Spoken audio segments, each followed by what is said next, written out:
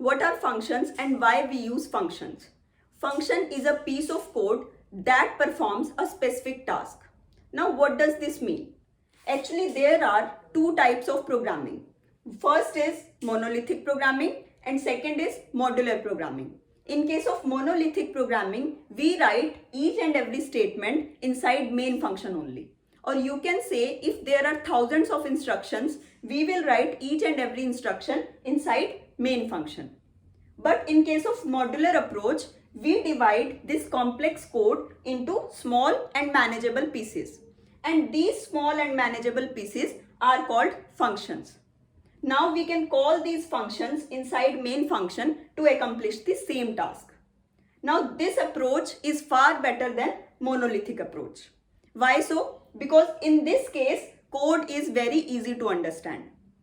And second advantage of this approach is that in this there are different functions and you can assign different functions to different developers. And third most important usage of this approach is that reusability. In this case, if you need to perform function 1 again after function 3, you just need to write this statement like function 1 after function 3. But in this case, you will have to write all the statement inside function 1 again.